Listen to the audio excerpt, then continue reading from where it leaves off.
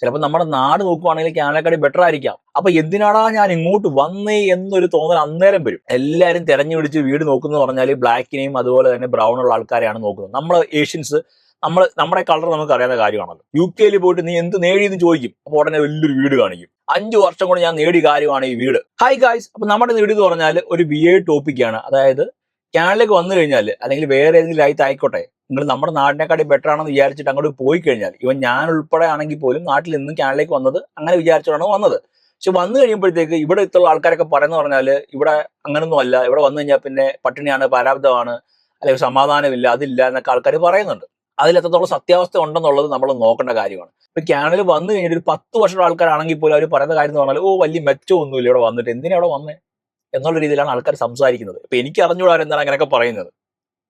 കാരണം അവർ ഉദ്ദേശിച്ച പോലെ ഒന്നുമല്ല അവർക്ക് കിട്ടുന്നതെന്നുള്ള രീതിയിലാണ് നമ്മളെ അവർ കൺവേ ചെയ്യുമ്പോഴത്തേക്ക് നമ്മൾ വിചാരിക്കണം ഇവരിപ്പം പറയുന്ന കാര്യം നമ്മളിപ്പോൾ വെറുതെ പൊട്ടരായോ, നമ്മൾ വന്ന് വെറുതെ ആയിപ്പോയി. നമ്മൾ കാനഡ വന്ന് സൂപ്പറാണ്, അടിപൊളിയാണ്, കുറെ പൈസയൊക്കെ സമ്പാദിക്കാമല്ലോ എന്ന് വിചാരിച്ചാൽ നമ്മൾ കാനഡയിലേക്ക് വന്നത്. 10-15 വർഷം ഇവിടെ താമസിക്കുന്ന ആൾക്കാർ പറയുന്ന പറഞ്ഞാൽ എന്തിനാ മോനെ നീ ഇങ്ങോട്ട് വന്നത്, വല്ല പണിയും എടുത്ത് നാട്ടിലെങ്ങനെ എന്നാ പോലെ, അല്ലെങ്കിൽ ഗൾഫിലെങ്ങനെ പോയിക്കൂടെ എന്നൊക്കെയാണ് ആൾക്കാർ പറയുന്നത്. ഇപ്പൊ ഗൾഫിൽ പോയി കഴിഞ്ഞാൽ അവർ പറയുന്നത് പറഞ്ഞാൽ നീ എന്തിനാ ഇങ്ങോട്ട് വന്നത്, വല്ല യു കെയിലോ കാനഡയിലോ പോയി കഴിഞ്ഞാൽ ഇതിനേക്കാൾ സാലറി കിട്ടുമല്ലോ എന്ന് അവർ പറയുന്നു. അപ്പൊ നമ്മൾ എന്താണ് വിശ്വസിക്കേണ്ടത്, എവിടെയാണ് പോകേണ്ടത്? ഈ ലോകത്ത് അങ്ങനെ ഒരു രാജ്യമില്ല. ഭൂമിയിലെ സ്വർഗം എന്ന് പറഞ്ഞാൽ സ്വിറ്റ്സർലാൻഡ് ആണെന്ന് പറയുന്നുണ്ട്. പക്ഷേ എങ്കിൽ പോലും അവിടെയും പല പല പ്രശ്നങ്ങളുണ്ട്. കാനഡയിലും നല്ല രീതിയിൽ പ്രശ്നങ്ങളുണ്ട്. അപ്പൊ നിങ്ങൾ ഇതെല്ലാം മനസ്സിലാക്കിയതിന് ശേഷം മാത്രമേ ഇങ്ങോട്ട് രാജ്യത്തേക്ക് പോകാൻ വേണ്ടി പാടുള്ളൂ. കാനഡ നമ്മുടെ നാടിനെക്കാട്ടി ബെറ്റർ ആണോ എന്ന് വെച്ച് കഴിഞ്ഞാൽ ബെറ്റർ ആണ്. അതിൽ ഒന്നാമത്തെ കാര്യം എന്ന് പറഞ്ഞാൽ നമ്മുടെ കാനഡയിൽ നമുക്ക് റെസ്പെക്ട് കിട്ടും, നമ്മൾ ചെയ്യുന്ന ജോലിക്ക് റെസ്പെക്ട് കിട്ടും, അതുപോലെ നല്ല സാലറിയും കിട്ടും. നോർമൽ ജോലി ചെയ്യുന്ന ആൾക്കാരാണ്, കാർ വാഷ് ചെയ്യുന്ന ആൾക്കാരാണെങ്കിൽ പോലും, അല്ലെങ്കിൽ ഡ്രൈവർ ആണെങ്കിൽ പോലും, എന്ത് ജോലി ചെയ്താലും കാനഡയിൽ എല്ലാത്തിനും റെസ്പെക്ട് ഉണ്ട്. നമ്മുടെ നാട്ടിൽ ആ റെസ്പെക്ട് ഇല്ല. നമ്മുടെ നാട്ടിൽ നമ്മൾ ചെയ്യുന്ന ജോലി അനുസരിച്ച് നമ്മളെ തരംതിരിക്കും, നമുക്ക് കിട്ടുന്ന സാലറി അനുസരിച്ച് നമ്മളെ തരംതിരിക്കും. നമ്മുടെ വീടിന്റെ വലിപ്പം, നമ്മളിരുന്ന ഡ്രസ്സ്, കാര്യങ്ങളെല്ലാം, ഈവൻ നമ്മൾ ഉപയോഗിക്കുന്ന കാറ്, ഫോണ് എല്ലാം വെച്ച്, ഐഫോണ് ഉപയോഗിക്കുന്നവർ ഭയങ്കര കൂടിയ ആൾക്കാരാണ്, നോർമൽ റെഡ്മി ഉപയോഗിക്കുന്ന ആൾക്കാർ കുറഞ്ഞ ആൾക്കാരാണ്.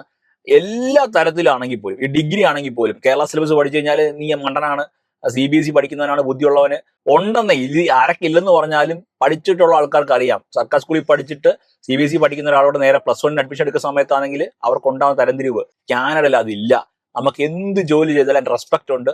അതുപോലെ സാലറി നമ്മുടെ നാട്ടിൽ കിട്ടുന്നതിനെക്കാട്ടി ഒരു 3-4 മടങ്ങ് കിട്ടും. നമുക്ക് ജോലി ചെയ്യാനുള്ള ഒരു ആരോഗ്യമുണ്ട്, നമുക്ക് അതിനുള്ള താല്പര്യം ഉണ്ടെങ്കിൽ. ഒരു 10-12 മണിക്കൂറൊക്കെ പണിയെടുക്കാൻ നമുക്ക് ഓക്കെ ആണെന്നുണ്ടെങ്കിൽ നമ്മുടെ നാട്ടിൽ അത് കിട്ടൂല. എഞ്ചിനീയറിംഗ് പഠിച്ച ഒരാൾക്ക് പോലും 15,000-20,000 രൂപയ്ക്കാണ് സാലറി പറയുന്നത്. അപ്പൊ അതുകൊണ്ടൊക്കെ തന്നെയാണ് ആൾക്കാർ കൂടുതൽ കാനഡയിലേക്ക് വരുന്നത്. പക്ഷേ വേറൊരു കാര്യം ഞാൻ പറയട്ടെ, കാനഡയിൽ ഇത്രയും സാലറി കിട്ടിയാൽ പോലും ആദ്യത്തെ കാര്യം എന്ന് പറഞ്ഞാൽ കോസ്റ്റ് ഓഫ് ലിവിംഗ് ആണ്. ഇവിടെ ഭയങ്കര കൂടുതലാണ്. നമ്മുടെ നാട്ടിലൊരു 10,000 രൂപയ്ക്ക് നമുക്ക് വാടകയ്ക്ക് ഒരു ഫുൾ വീട് കിട്ടുമായിരിക്കാം. പക്ഷെ കാനഡയിൽ നിങ്ങൾ സമ്പാദിക്കുന്ന സാലറിയുടെ ഒരു 60% മേളിൽ നിങ്ങൾ റെന്റ് കൊടുത്താൽ മാത്രമേ നിങ്ങൾക്ക് സമാധാനത്തിൽ അപ്പാർട്ട്മെന്റ് ആണെങ്കിൽ ജീവിക്കാൻ വേണ്ടി പറ്റൂ. അല്ല, ഒരു വീട് മേടിച്ചാൽ പോലും നിങ്ങൾ 25 വർഷത്തേക്ക് ലോക്കാണ്, EMI ഉണ്ട്, ഒരു തരത്തിൽ അത് ഞാൻ പറയുന്നില്ല. മോർഗേജ് എന്ന് പറഞ്ഞ സംഭവം ലോക്കാണ്. 25 വർഷത്തേക്ക് നിങ്ങൾ പെട്ടെന്ന് പറഞ്ഞാൽ മതി. ഈ വീട് മേടിച്ച ആൾക്കാരാണ് ഇപ്പോഴും പറയുന്നത് ഈ പറഞ്ഞ പോലെ ഞങ്ങൾ ലോക്കായി പോയി അങ്ങനെ പറയുന്നത്. വേറെ ആരും പറഞ്ഞിട്ടില്ല അവർ വീട് മേടിച്ചത്. പക്ഷെ അവർ കൂടുതലുള്ള നമ്മൾ മലയാളി കമ്മ്യൂണിറ്റിയുടെ ആൾക്കാർക്ക് പ്രശ്നം എന്ന് പറഞ്ഞാൽ നമ്മൾ കമ്പയർ ചെയ്യും. നമ്മുടെ കൂടുതൽ ആൾക്കാരെ കമ്പയർ ചെയ്തിട്ട് അവരെക്കാട്ടി ബെറ്റർ ആയിട്ട് നമുക്ക് എന്തൊക്കെ കാര്യങ്ങൾ ചെയ്യാം എന്നുള്ള രീതിയിൽ ചെയ്യും. നമുക്ക് സാലറി ഉണ്ടോ, നമുക്ക് പറ്റോ ഇല്ലെന്നുള്ളതൊന്നും ചിന്തിക്കുന്നില്ല. അവർ ആൾട്ടോ മേടിക്കുവാണെങ്കിൽ ഞാൻ സ്വിഫ്റ്റ് മേടിക്കും. അവൻ സ്വിഫ്റ്റ് മേടിച്ചാൽ ഞാനിപ്പോൾ ടാറ്റയുടെ ഹാരിയർ എടുക്കും. അവൻ ഹാരിയർ എടുക്കുവാണെങ്കിൽ ഞാൻ BMW എടുക്കും. അങ്ങനെ ഒരു കൺസെപ്റ്റ് ആണ് നമുക്ക്. അവരെക്കാട്ടി ബെറ്റർ ആണെന്നുണ്ടെങ്കിൽ അവരെക്കാട്ടി വലിയ എന്തൊരു സംഭവം നമ്മൾ ചെയ്യണം. പക്ഷെ നമ്മൾ ആലോചിക്കാത്തൊരു കാര്യം എന്ന് പറഞ്ഞാൽ ഇത് നമ്മളെ കൊണ്ട് പറ്റൂ ഇല്ലെന്നുള്ളത് നമ്മൾ ഒരിക്കലും ചിന്തിക്കുന്നില്ല. 25 വർഷത്തേക്ക് ഒന്ന് ലോൺ അടയ്ക്കാൻ വേണ്ടി പറ്റുമോ, കാറിന്റെ EMI നമുക്ക് അടയ്ക്കാൻ വേണ്ടി പറ്റുമോ എന്നുള്ളത് നമ്മൾ ചിന്തിക്കുന്നില്ല. യു കെയിൽ പോയിട്ട് നീ എന്ത് നേടിയെന്ന് ചോദിക്കും, അപ്പോൾ ഉടനെ വലിയൊരു വീട് കാണിക്കും. 5 വർഷം കൊണ്ട് ഞാൻ നേടിയ കാര്യമാണ് ഈ വീട്. പിന്നെ അതുപോലെ തന്നെ UK പോയിട്ട് നീ എന്ത് നേടി, ഇപ്പൊ വലിയൊരു കാറ് കാണിക്കും. ഇതൊക്കെയാണ് ആൾക്കാരുടെ കൺവേ ചെയ്യുന്നത്. അപ്പൊ ആൾക്കാർ എന്ത് ചിന്തിക്കുന്നത്, ഈ UK പോയിട്ട് സമ്പാദിച്ചാണ് എന്നൊക്കെ ചിന്തിക്കും. ഗൾഫിൽ പോയി 10-25 വർഷം ശേഷം കഷ്ടപ്പെട്ട് ആ മരുഭൂമി കിടന്ന് പട്ടിണി പണിയെടുത്തിട്ട് കുടുംബത്തിന് വേണ്ടി പൈസ സ്പെൻഡ് ചെയ്ത് അവസാനം ഒരു വീട് വെച്ചാൽ ആൾക്കാർക്ക് അക്സെപ്റ്റ് ചെയ്യാൻ വേണ്ടി പറ്റില്ല. 5 വർഷം കൊണ്ട് 3 വർഷം കൊണ്ടൊക്കെ UK പോവുക, കാനഡയിൽ പോവുക, വലിയ വീട് വെക്കുക എന്ന് പറഞ്ഞാൽ ഭയങ്കര സംഭവമാണ്. ഇത് പകുതി ലോണാണെന്നേ. അല്ലാതെ ഒരിക്കലും ഈ പറഞ്ഞ UK പോയിട്ട് 50 ലക്ഷം രൂപ വീടൊന്നും 5 വർഷം കൊണ്ട് വെക്കാൻ വേണ്ടി പറ്റൂല. കാരണം അല്ലെ പിന്നെ ഫാമിലി സപ്പോർട്ട് ചെയ്യുന്നുണ്ടായിരിക്കാം. വെച്ച ആൾക്കാരില്ലെന്ന് ഞാൻ പറയുന്നില്ല. അപ്പൊ അതുപോലെ സാക്രിഫൈസ് ചെയ്ത് അതുപോലെ കഷ്ടപ്പെട്ട് പണിയെടുത്തിട്ടായിരിക്കാം വെച്ചിരിക്കുന്നത്. പക്ഷെ അത് റെയറാണ്. ഗൾഫിൽ പോയൊരു ജോലി ചെയ്യുന്ന ഒരാള് 30-40 വർഷം കൊണ്ടൊക്കെ ആയിരിക്കും ചിലപ്പോൾ ഒരു വീട് വെക്കുന്നത്. അതുപോലെ ഫാമിലി സപ്പോർട്ട് ചെയ്യുന്നുണ്ടായിരിക്കാം, മക്കളെ പഠിപ്പിച്ചിട്ടുണ്ടായിരിക്കാം, പേരൻസിനെ നോക്കിയിട്ടുണ്ടായിരിക്കാം. പക്ഷേ UK വന്ന ആൾ അല്ലെങ്കിൽ കാനഡയിൽ വന്ന ആൾക്കാർക്ക് അത്രത്തോളം ബെഡും കാണത്തില്ല. ജനറേഷൻ വ്യത്യാസമുണ്ട്. കാരണം കുറച്ച് തലമുറ മുമ്പാണ് അതെല്ലാം ചെയ്തിരിക്കുന്നത്. നല്ല രീതിയിൽ നമ്മുടെ ആ ടൈം മാറുന്നുണ്ട്. കാരണം ജനറേഷൻ നല്ല രീതിയിൽ മാറിയിട്ടുണ്ടല്ലോ. അതുപോലെ എല്ലാത്തിനും കോസ്റ്റ് കൂടിയിട്ടുണ്ട്. അപ്പൊ അങ്ങനെ വരുമ്പോഴത്തേക്ക് ഒരിക്കലും സംഭവിക്കാൻ വേണ്ടി പോകുന്ന കാര്യമില്ല. പക്ഷെ ആൾക്കാർ ചിന്തിക്കുന്ന കാര്യം എന്ന് പറഞ്ഞാൽ ഈ റീല് കാണുമ്പോഴത്തേക്ക് അവൻ 5 വർഷം കൊണ്ട് അത് ചെയ്തു, എനിക്കിത് പറ്റുന്നില്ല, ആ ഒരു തോന്നൽ വരും. അപ്പൊ എങ്ങനെയും കടമെടുത്താലും ലോൺ എടുത്താലും UK പോകണം, പോയിട്ട് 5 വർഷം കൊണ്ട് ഇതുപോലെ വീട് വയ്ക്കാൻ വേണ്ടി പറ്റും എന്നുള്ള രീതിയിൽ ആൾക്കാർ ചിന്തിക്കും, അല്ലെങ്കിൽ കാനഡയിൽ പോകണം എന്നുള്ള രീതിയിലൊക്കെ ചിന്തിക്കും. അതുപോലെ തന്നെ സാലറിയുടെ കാര്യം ഞാൻ പറഞ്ഞല്ലോ, വർക്ക് സ്ട്രെസ് എന്ന് പറഞ്ഞ സംഭവം ഭയങ്കര കൂടുതലാണ് കാനഡയിൽ. ഇത് പറഞ്ഞു കഴിഞ്ഞാൽ ആൾക്കാർ ഏത് രീതിയിൽ കാണുമെന്ന് എനിക്ക് അറിയത്തില്ല. എങ്കിൽ പോലും നമ്മുടെ കാനഡയിൽ ഒരു പരിധിക്കുള്ള റേസിസം ഉണ്ട്. നമ്മൾ എപ്പോഴും ഒരിക്കലും ഇപ്പൊ പല സ്ഥലങ്ങളിൽ ഇപ്പൊ അടിയിടിയൊക്കെ നടക്കുന്നുണ്ട്. അയർലൻഡിലുണ്ട്, UK ഈ പ്രൊട്ടസ്റ്റ് നടക്കുന്നുണ്ട്. എല്ലാവരും തെരഞ്ഞു പിടിച്ച് വീട് നോക്കുന്നത് പറഞ്ഞാൽ ബ്ലാക്കിനെയും അതുപോലെ തന്നെ ബ്രൗൺ ഉള്ള ആൾക്കാരെയാണ് നോക്കുന്നത്. നമ്മൾ ഏഷ്യൻസ്, നമ്മുടെ കളർ നമുക്ക് അറിയാവുന്ന കാര്യമാണല്ലോ. അപ്പൊ നമ്മൾ ഒറ്റ നോട്ടത്തിൽ ചിലപ്പോൾ കണ്ടാൽ മനസ്സിലാക്കാൻ വേണ്ടി പറ്റുമായിരിക്കാം നമ്മൾ ഇന്ന രാജ്യക്കാരാണെന്നുള്ളത് മനസ്സിലാക്കാൻ വേണ്ടി പറ്റുമായിരിക്കാം. എല്ലാ സ്ഥലത്തും ഉണ്ടെന്നേ. കാരണം നമ്മൾ മലയാളികൾ നമ്മൾ ചിന്തിച്ചു നോക്കുക, നമ്മുടെ നാട്ടിൽ ഇപ്പം തമിഴ്നാട്ടിൽ നിന്ന് വന്ന ഒരാൾ ജോലിക്ക് നിൽക്കുകയാണെന്നുണ്ടെങ്കിൽ നമ്മൾ എങ്ങനെയാണ് റെസ്പെക്ട് എടുക്കുന്നത്? അല്ലെങ്കിൽ ഇപ്പൊ ഇന്ത്യക്കാർ തന്നെ ബീഹാറിൽ നിന്നും ഇപ്പൊ പഞ്ചാബിൽ നിന്നും ഗുജറാത്തിൽ നിന്നൊക്കെ വന്നിട്ട് ഒരാൾ പണിക്ക് വന്നു കഴിഞ്ഞാൽ നമ്മൾ എങ്ങനെയാണ് അവരെ റെസ്പെക്ട് ചെയ്യുന്നത്? നമ്മളെല്ലാവരും അവരെ വിളിക്കുന്നത് ബംഗാളിൽ നിന്നൊരു കോമൺ പേരിട്ടെങ്കിൽ വിളിക്കും, ബംഗ്ലാദേശികളാണെന്ന് പറഞ്ഞുകൊണ്ട് നമ്മളെല്ലാവർക്കും ഒരൊറ്റ പേരാണ് കൊടുക്കുന്നത്. എന്നിട്ട് നമുക്ക് റെസ്പെക്ട് കൊടുക്കുമോ? നമ്മുടെ വീട്ടിലൊരു പണിക്ക് വന്നു കഴിഞ്ഞാൽ നമ്മൾ എല്ലാവരും ഉച്ചയ്ക്ക് ഫുഡ് കഴിക്കുകയാണെന്നുണ്ടെങ്കിൽ ആരെങ്കിലും വിളിച്ചിട്ട് ആ ആളെ വിളിച്ച് നമ്മുടെ ടൈം ടേബിളിൽ ഇരുത്തിയിട്ട് ചോറ് കൊടുക്കുമോ? ഒരിക്കലും കൊടുക്കത്തില്ല. ചോറ് ചോദിക്കുവാൻ നമ്മളെ അവിടെ നിന്ന് കഴിച്ചോളാനേ പറയത്തില്ല. പണിസ്ഥലത്ത് എവിടെയെങ്കിലും ഇരുന്ന് മാറി അവർ കഴിക്കും, അവരും കൂടി വരത്തില്ല. പക്ഷെ ചുരുക്കം ചില ആൾക്കാർ മാത്രമേ വീട്ടിനകത്ത് കയറ്റി അവർക്ക് ഫുഡ് കൊടുക്കത്തുള്ളൂ. ആ സെയിം എഫക്റ്റ് തന്നെയാണ് ഇവിടെയും. എത്ര ഇല്ലെന്ന് പറഞ്ഞാലും ഈ സംഭവം ഉണ്ട്. നമ്മുടെ കളറൊന്നും നമുക്ക് മാറ്റാൻ വേണ്ടി പറ്റില്ല, അല്ലെങ്കിൽ നമ്മൾ ഇംഗ്ലീഷ് സംസാരിക്കുന്ന സ്ലാങ് ഒന്നും മാറാൻ വേണ്ടി പോകുന്നില്ല. നമുക്ക് നമ്മുടെ ഒരു കൾച്ചർ, നമ്മുടെ ഒരു നേച്ചർ ഉണ്ട്. നമ്മൾ ബിഹേവ് ചെയ്യുന്ന കാര്യത്തിലാണ് എല്ലാത്തിലും ഉണ്ട്. അത് ഈ പുറരാജ്യത്ത് പോയി കഴിഞ്ഞാൽ UK ആണെങ്കിലും നോർത്ത് അമേരിക്ക ആണെന്നുണ്ടെങ്കിൽ എവിടെ പോയാലും ഇന്ത്യ വിട്ട് പുറത്ത് പോയി കഴിഞ്ഞാൽ പിന്നെ നമ്മൾ അജിനബീസ് ആണ്, അതായത് നമ്മൾ വിദേശികളാണ്, നമ്മൾ ഇമിഗ്രന്റ് ആണ്, നമ്മൾ ആ രീതിയിലേക്ക് കാണും. നമ്മളെ അങ്ങനെ ചെയ്യുന്നുണ്ട്. അപ്പൊ പിന്നെ നമ്മളെ അങ്ങനെ കാണാതിരിക്കാൻ വേണ്ടി നമുക്ക് പറയാൻ വേണ്ടി പറ്റുമോ? നിങ്ങൾ എന്താണ് നമ്മളിങ്ങനെ ചെയ്യുന്നത്, റേസിസം പറയുന്നതാണെന്ന് നമുക്ക് പറയാൻ വേണ്ടി പറ്റുമോ? പക്ഷെ നമ്മൾ പോലും അങ്ങനെ ചെയ്യുന്നുണ്ടെന്നേ. ഈ എത്ര ആൾക്കാർ അങ്ങനെ ചെയ്യുന്നുണ്ട് നിങ്ങളൊന്ന് ആലോചിക്കും. നിങ്ങളുടെ വീട്ടിൽ ഇപ്പോൾ ഒരു പണിക്ക് ബംഗാളി വന്നു കഴിഞ്ഞാൽ, ഇപ്പൊ എനിക്ക് കൊച്ചിലെ എനിക്ക് അറിയത്തില്ലായിരുന്നു. അപ്പം ഞാനും അവരെ ബംഗാളിൽ നിന്നാണ് വിളിച്ചുകൊണ്ടിരുന്നത്. പിന്നാണ് എനിക്ക് മനസ്സിലായത് ഇവര് നമ്മുടെ ഇന്ത്യക്കാർ തന്നെയാണ്, ഇതുപോലെ ഗുജറാത്തികളും പഞ്ചാബിൽ നിന്നൊക്കെ വരുന്ന ആൾക്കാരാണ്, ആസാമിൽ നിന്ന് വരുന്ന ആൾക്കാരാണെന്നൊക്കെ എനിക്ക് മനസ്സിലായത്. പക്ഷെ നമ്മളെല്ലാവരും കോമണായിട്ട് നിർത്തി അവർ ഗ്യാപ്പ് ഇട്ട് നിർത്തും.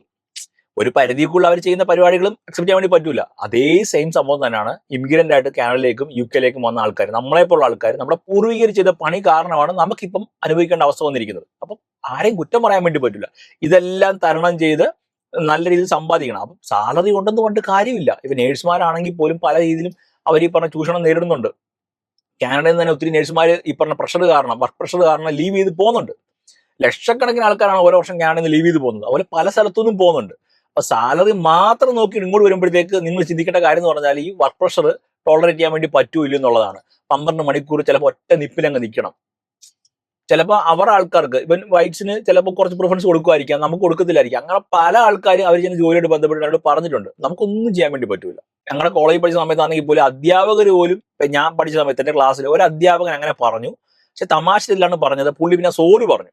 നിങ്ങളൊന്ന് ആലോചിക്കുക, ഞങ്ങൾ 5-6 പേര് മലയാളികളുണ്ട്, കുറച്ച് ഹിന്ദിക്കാരുണ്ട്, ബാക്കിയെല്ലാം ഇവിടുത്തെ ആൾക്കാരാണ്. അപ്പം ഇങ്ങനെ പറഞ്ഞു, ഡൊമസ്റ്റിക് പീപ്പിൾ ആൻഡ് അങ്ങനെ ഡയലോഗിൽ പുള്ളി പറഞ്ഞു. അത് കളർ വെച്ചിട്ടാണ് പുള്ളി പറഞ്ഞത്. നമ്മൾ ഡൊമസ്റ്റിക് ആണ്, അവര് ഇന്റർനാഷണൽ ആണെന്നുള്ള രീതിയിൽ പറഞ്ഞിട്ട് കളർ പോലും പറഞ്ഞു. പക്ഷെ പുള്ളി അറിയാതെ വായിന്ന് വീണതാണ്. അങ്ങനെ വീണെങ്കിൽ പോലും നമുക്കത് എല്ലാവരും കേക്കല്ലേ പറയുന്നത്. ഇപ്പൊ ഞാൻ തുറന്ന് പറയാണ്, നിങ്ങൾ ആലോചിച്ച് നോക്കിയേ. അപ്പൊ ഞാനങ്ങനെ കംപ്ലൈന്റ് ഒന്നും പറഞ്ഞല്ല, എങ്കിൽ പോലും അങ്ങനെ എല്ലാവർക്കും ഉണ്ടെന്നേ. കാരണം നമുക്കും ഉണ്ട്, അത് കുറ്റം പറയാൻ വേണ്ടി പറ്റൂല. ഇതെല്ലാം ഉള്ള കാര്യമാണ്. അപ്പൊ അതും മനസ്സിലാക്കാതെ നിങ്ങൾ നിങ്ങളുടെ രാജ്യത്തേക്ക് വരാൻ വേണ്ടി പാടില്ല. അപ്പൊ അത് ചിലപ്പോൾ നിങ്ങളുടെ ഹാപ്പിനെസ് ഇല്ലാതാക്കും. ഇപ്പൊ ലക്ഷങ്ങൾ സമ്പാദിക്കുന്ന ആൾക്കാരാണെങ്കിൽ പോലും ഒരു റേസിസം നേരിട്ട് കഴിഞ്ഞാൽ, ഒരു സൂപ്പർവൈസർ അല്ലെങ്കിൽ ഒരു ടീം ലീഡർ നിങ്ങളോട് ഇങ്ങനെ മോശമായിട്ട് പെരുമാറി കഴിഞ്ഞാൽ നിങ്ങൾക്ക് നിങ്ങളോട് തന്നെ ഒരു വെറുപ്പ് തോന്നൂലേ? ഞാൻ എത്രത്തോളം സാലറിയിലുള്ള ആളാണ്, എനിക്ക് വലിയ വീടുണ്ട്, എനിക്ക് വലിയ കാറുണ്ട്, ഞാൻ ഭയങ്കര സംഭവമാണ്. പക്ഷേ നമ്മുടെ സമാധാനം നമ്മുടെ കയ്യിലാണ്. നമുക്കതൊക്കെ വേണോ വേണ്ട എന്നുള്ളത് നമ്മൾ ചിന്തിക്കണം. ഈ ടോളറേറ്റ് ചെയ്ത് നമ്മളോട് നിൽക്കണോ വേണ്ട എന്നുള്ളത് നമ്മൾ ചിന്തിക്കണം. വലിയ വലിയ കടങ്ങളും വലിയ വലിയ സംഭവങ്ങളൊക്കെ വെച്ച് കഴിഞ്ഞാൽ നമുക്ക് പോടാ എന്ന് പറഞ്ഞാൽ നമുക്ക് ജോലി കളഞ്ഞിട്ട് പോകാൻ വേണ്ടി പറ്റൂല. നീ എന്നെ അങ്ങനെ പറഞ്ഞ് ഞാൻ റിസൈൻ ചെയ്യാണെന്ന് പറഞ്ഞാൽ പോകാൻ വേണ്ടി പറ്റില്ല. നമ്മൾ പിന്നെയും കടിച്ചു തൂങ്ങിയോടെ നിന്നേ പറ്റൂ. കാരണം നമുക്ക് ലോൺ ഉണ്ട്, വീടുണ്ട്, കടമുണ്ട്. അതൊക്കെ നമ്മൾ ചിന്തിക്കണം. നമ്മൾ വേറെ രാജ്യത്തേക്ക് പോയി കഴിഞ്ഞാൽ ഇതെല്ലാം സംഭവിക്കും. പിന്നെ എടുത്തു വേണ്ട കാര്യം എന്ന് പറഞ്ഞാൽ വെതറാണ്. വെതർ നമ്മുടെ നാട്ടിൽ നമുക്കറിയാം, ചൂട് ഉണ്ട്, അതുപോലെ മഴ ഉണ്ടില്ലെന്ന് ഞാൻ പറയുന്നില്ല.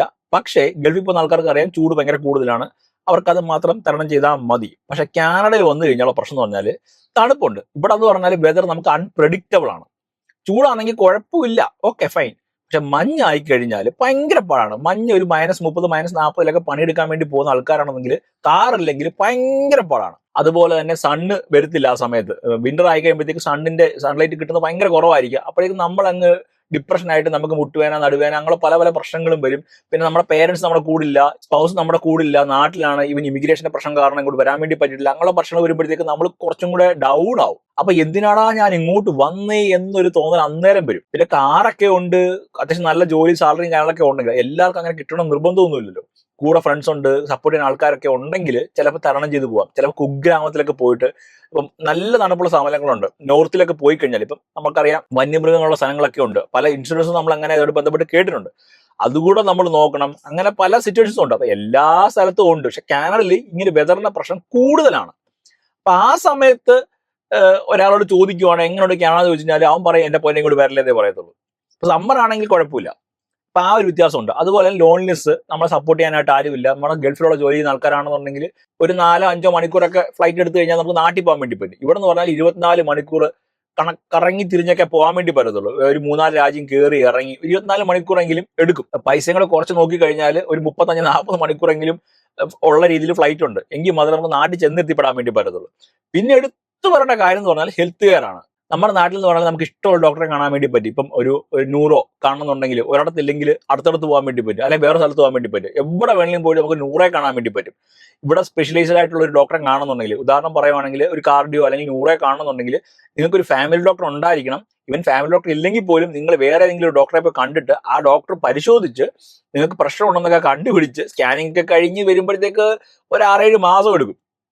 അതെല്ലാം കഴിഞ്ഞ് ആ ഡോക്ടർ പറയണം ഓക്കെ നിങ്ങൾക്ക് ഇന്ന പ്രശ്നമുണ്ട്, സ്കാനിങ്ങിൽ ഇങ്ങനെയാണ് കാണുന്നത്, ഞാൻ റെഫർ ചെയ്യാം, നിങ്ങൾക്ക് ഒരു ന്യൂറോയോ അല്ലെങ്കിൽ കാർഡിയോ കാണാനായിട്ട് റെഫർ ചെയ്യാമെന്ന് പറഞ്ഞ് ആ ഡോക്ടർ റെഫർ ചെയ്തൊരു നോട്ട് തരണം.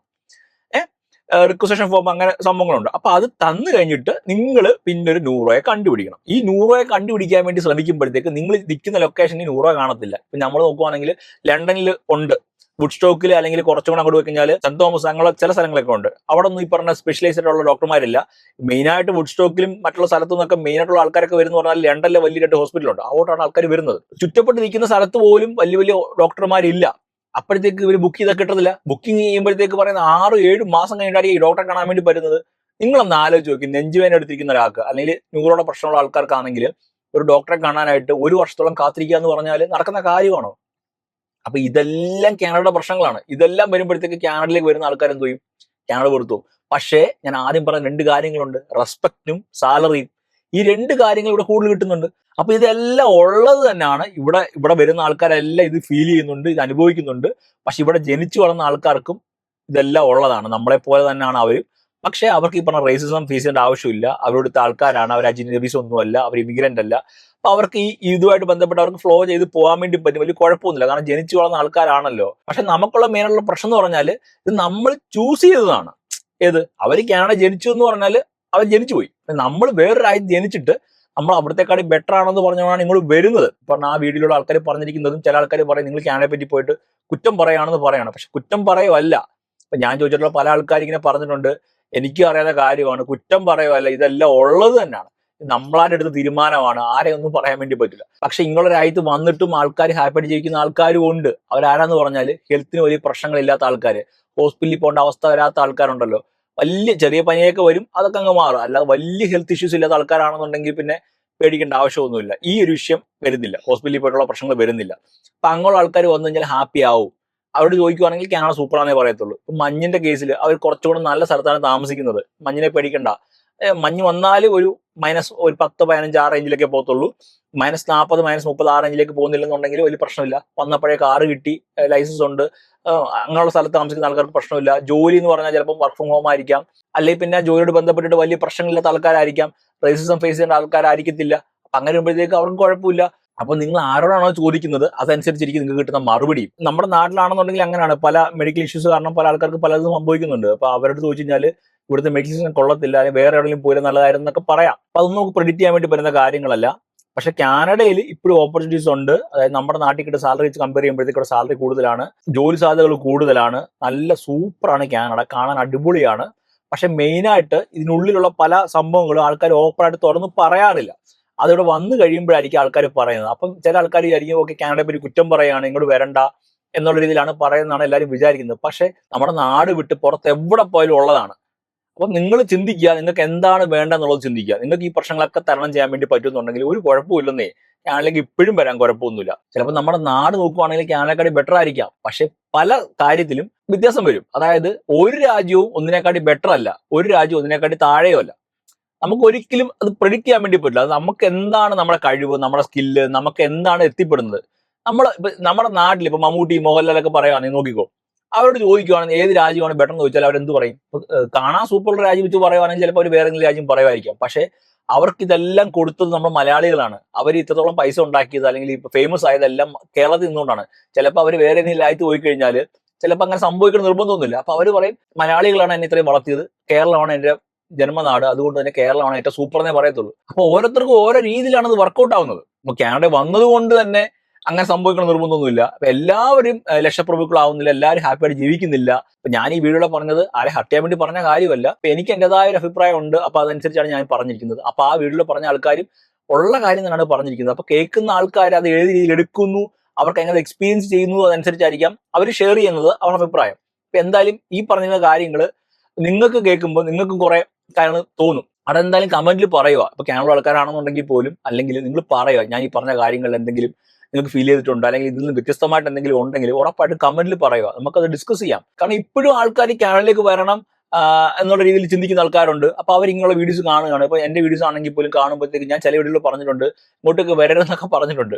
അങ്ങനെ പറയുമ്പോഴും അതിനകത്ത് പല സംഭവങ്ങളുണ്ട്. നിങ്ങളുടെ സിറ്റുവേഷൻ നിങ്ങൾ വിലയിരുത്തുക, നിങ്ങൾക്ക് ഇത് ടോളറേറ്റ് ചെയ്യാൻ വേണ്ടി പറ്റുമോ എന്നുള്ളതൊക്കെ നോക്കുക. ചിലപ്പോൾ നിങ്ങൾ ഉദ്ദേശിച്ച വർക്കൗട്ട് ആയില്ലെങ്കിൽ എന്ത് സംഭവിക്കും എന്നുള്ളതോടെ നിങ്ങൾ ഒരു മുൻകൂട്ടി കാണണം. എന്നിട്ടേ ഇങ്ങനെയുള്ള സംഭവങ്ങളൊക്കെ ചെയ്യാൻ വേണ്ടി പാടുള്ളൂ. അതായത് പറഞ്ഞ ലക്ഷങ്ങളൊക്കെ സമ്പാദിക്കാം, ഭയങ്കര സംഭവമായിട്ട് മാറാം, ഇപ്പൊ റീലി കാണുന്ന പോലെ 5 വർഷം കൊണ്ട് ഇതുപോലെ വീട് വെക്കാം എന്നുള്ള രീതിയിലൊക്കെ ചിന്തിച്ച് വന്നു കഴിഞ്ഞാൽ ചിലപ്പോൾ വർക്കൗട്ട് ആവത്തില്ല. ഇത് തന്നെയാണ് ഞാൻ എല്ലാ വീഡിയോയിലും പറഞ്ഞിട്ടുള്ളത്. ഒന്നുകൂടെ പറയാണ്, കാരണം അങ്ങനെ ഒരു വീഡിയോ കണ്ടപ്പോൾ എനിക്കങ്ങനെ തോന്നി, ഇത്രയും കാര്യങ്ങളൊന്നും പറയണമെന്ന് തോന്നി. അതുകൊണ്ടാണ് ഞാൻ ഈ പറഞ്ഞത്. അപ്പൊ ഈ വീഡിയോ കുറേ പേർക്ക് ഉപകാരപ്രദം വിശ്വസിക്കുന്നു. വീഡിയോ ഇഷ്ടപ്പെട്ടുകൊണ്ട് ലൈക്ക് ചെയ്യണം. എന്തെങ്കിലും അഭിപ്രായങ്ങൾ ഉറപ്പായിട്ടും കമന്റിൽ പറയണം. അതുപോലെ നമ്മുടെ ചാനൽ സബ്സ്ക്രൈബ് ചെയ്തിട്ടില്ലെങ്കിൽ ഇപ്പോഴത്തെ സബ്സ്ക്രൈബ് ചെയ്ത് വെച്ചോ. ആ ബെൽ ബട്ടൺ ഒന്ന് പ്രസ് ചെയ്ത് വയ്ക്കുകയാണെങ്കിൽ നമ്മുടെ വീഡിയോസ് പോകുന്നതാണ്. വീണ്ടും മലയാളം സ്റ്റേ ട്യൂൺ. ബൈ.